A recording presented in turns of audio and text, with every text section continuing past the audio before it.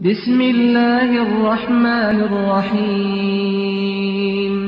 اچھی بیوی وہ ہوتی ہے جو خاوند کی فرما بردار ہو۔ زندگی کے معاملات میں بیوی کے لیے ضروری ہے کہ وہ اپنے خاوند کا ہر جائز کہنا مانے۔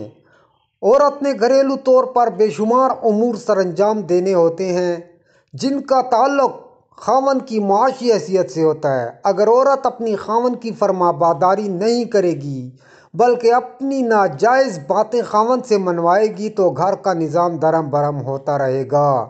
اس لیے شریعت نے بنیادی طور پر عورت کے فرائض میں جو بات شامل کی ہے، حضور پاک صلی اللہ علیہ وسلم نے فرمایا، عورت جب 5 وقت کی نماز پڑھے، رمضان کے روزے رکھے، اپنی شرمگاہ کی حفاظت کرے اور اپنے شوہر کا حکم مانے تو جنت کے جس دروازے سے چاہے اندر داخل ہو جائے۔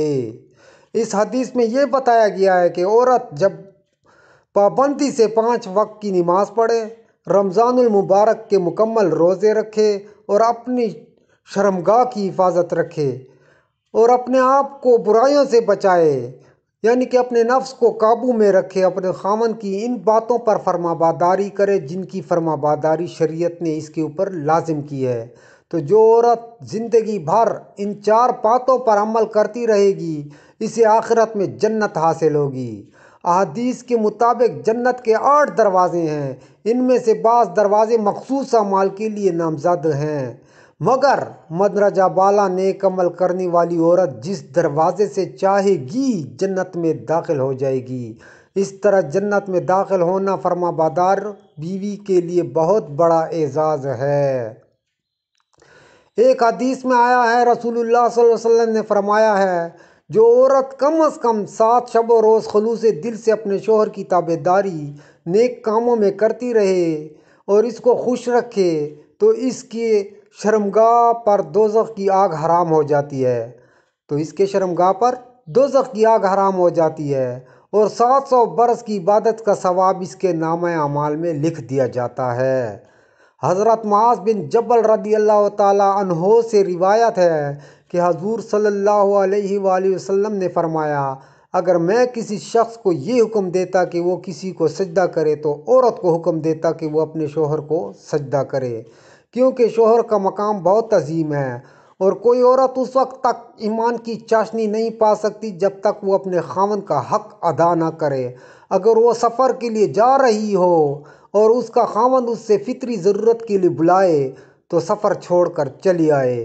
ایک اور حدیث میں بتایا گیا ہے، عورت کے لیے مرد کی رضامندی کو ہر دم اپنے اوپر واجب عمل رکھنا اس لیے ضروری ہے۔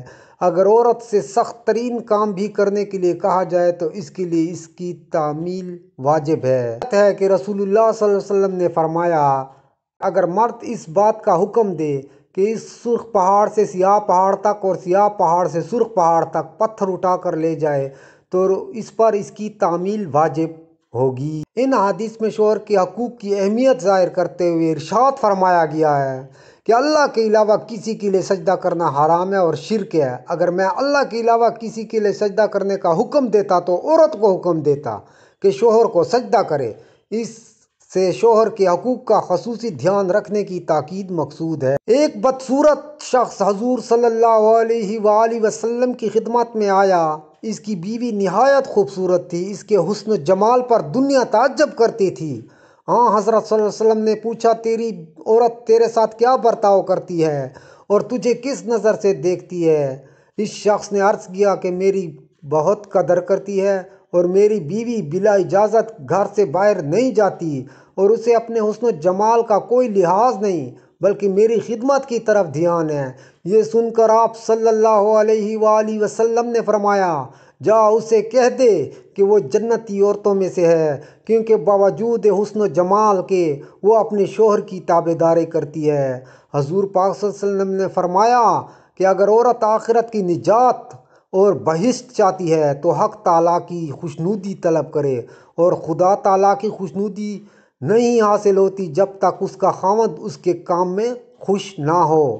تو میرے دوستو، نیک بخت بیوی کا ملنا اللہ تعالیٰ کا ایک طرح کا انعام ہے، لہٰذا اللہ تعالیٰ کا بندہ بننے کے لیے تقوی اختیار کرنے کے ساتھ جس چیز کا انسان انتخاب کرتا ہے وہ نیک بخت اور خوبصورت بیوی ہے، کیونکہ نیک بخت بیوی کا انتخاب کرنا انسان کا دین اور دنیا مکمل ہوتے ہیں۔